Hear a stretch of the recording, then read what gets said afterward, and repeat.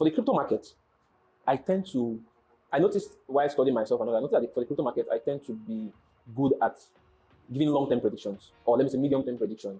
While I can trade it, but there's just a lot that goes on in between the lower time frames, and also I wasn't really very good at that, trading lower time frames, even though I got better at some point. But then I noticed that for indices, like the US 500 and NAS 100 and US 30 and the rest of those ones are very much in quotes more tailored to me, because what I have to look out for are less, because there's a time the market actually becomes volatile. You know that this is the time the market is good to trade, so you can just ignore the charts and ignore everything till it's time, and that volatility runs for a specific amount of time as well. So it's more like took away a huge part of the speculation for me.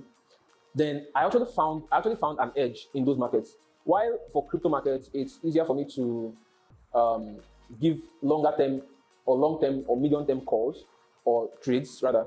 For this one, I can do it. I can day trade it. It's easier for me to day trade those ones. So I think the stock indices, actually where my edge lies more, than forex, because at some point I noticed that for the forex market is more coordinated. To me, actually, it's more coordinated than the crypto market, because in the crypto market, the whole entire crypto market cap is not even up to 1 day volume of forex. So anybody with money can actually move it to any direction they want. So I actually found more edge in stock indices and then the forex market. I'm very good with synthetic indices. The synthetic indices market. Most of you guys might not know what it is, but it is a simulated market. A simulated market that is controlled by technical analysis and virtual code. Okay, so it runs like a real market, but the difference is that it's not affected by news and of course whales and stuff like that. So I actually got into it in 2021, fully in 2021, like personally, and I have been studying and making my own research and of course creating my own strategies throughout the past 2 years. And yeah, that's my most that's my strongest suit, synthetic indices. I'm also good at crypto trading too, but yeah, my go-to platform or market is synthetic indices. I'm very good trading gold and US 30. For gold, I like it because it's always active. Like if you've traded gold, it's always moving. It's either it's going up or it's going down. You rarely find a day that you have a choppy market structure. So it's gold and US 30 because they're always active. And I really like the speed behind it. And it's, for me, I would say gold is rarely affected by news. Gold is rarely affected by news like other trading pairs or thereabout. Yeah, so gold is the best one. I'm very good with crypto markets. And aside from being good with crypto markets, I'm good with sports trading. I don't like futures trading at all. I'm good with sports trading. I'm good with DeFi trading. Those are the ones I like most. And the reason is because I got into the crypto industry in 2016. So I started learning about, I've gone through the stages of scams in the crypto industry. I've also gone through the stages of success. I mean, 2017 was more like the ICO era with Ethereum. Ethereum just launched, and people found out they could pay tokens. ICO, this company will come up, say, oh, they're building this, get investors, and all that kind of stuff. So I've been through I understand how to research crypto companies. If a blockchain company, I know how to do the research, because I grew up, when I grew up like in the industry, I grew up doing those kind of things. I grew up sleeping on Telegram channels. I think that's what they do to the NFTs with Discord channels and all. But we understood all of all these things. We were able to find out imagine when you be scammed like 2 times and then somebody's telling you they are doing an ICO, you want to really find out about that company, whether they are legit or not. And that was how basically my fundamental experience started. So I'm very good with fundamental experience analysis in crypto markets because I grew up in it, so I know it. DeFi, because that decentralized thing, the only downside to DeFi is the fees. And the fees. But on different chains, on Ethereum, it's terrible fees.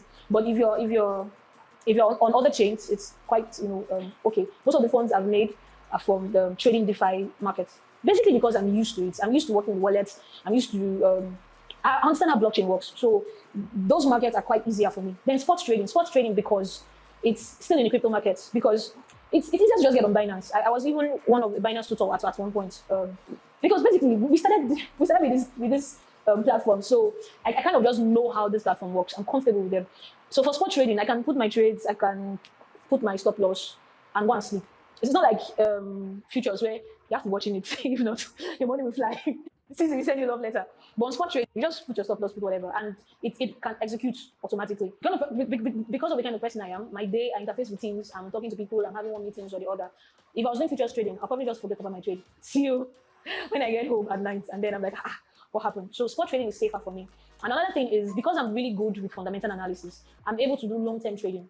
Buying tokens, doing my analysis, finding out if this company is doing well, checking out what the tech is, what are they building, who the teams are, who's investing in them, checking out all those things, and then buying the tokens and keeping them for long term. I prefer to do biannual trades, quarterly trades than do daily trading. The only daily trading I do is with spot trading, and occasionally if I want to play with the shit coins, the meme coins, those stuff on BSC networks and some other networks. Occasionally, if I want to, I do that, and that's done with decentralized exchanges. It's not DeFi, but it's quite close because it's a DEX. So that's the reason I like these markets. These are the markets I'm good at because they sort of like fit my person and fit my knowledge, experience, my time. Yeah, the market I'm very good with. I'm very good with index, synthetic index, boom and crash, especially crash 300. It happens to be my favorite because crash 300 is my favorite, and jump 10. Volatility 50, and my favorite. I started with jump B1, boom 1000. Then on my own, I got to know about boom 300. I noticed that the volatility is very, very fast. Like something that the time what they can waste for B1, I go spend just to get $5 with small equity. I go do like 10, first crash 300, and then I waste that kind of time. I go just there. I ask my guy, oh my God, this crash 300 fast pass the B1. No. Make I focus on crash 300. I focused. I just jump again, enter, jump 1. Guys, this jump, fast pass crash 300. I can't jump, enter, jump. So I started doing like that. So one day I noticed, I said, let me just fall back to B1. So I went back to B1. I spent time there. I was like, guy, people with not satisfied. But this is the waste time. Why did they waste time like that? I thought I should come back. I might still make like $10. This thing is wasting time. Let me just shift to jump. I just now, I don't focus on jump. So I call myself jump guy. The jump guy. So I'm focusing on jump and crash 200. My favorite for now.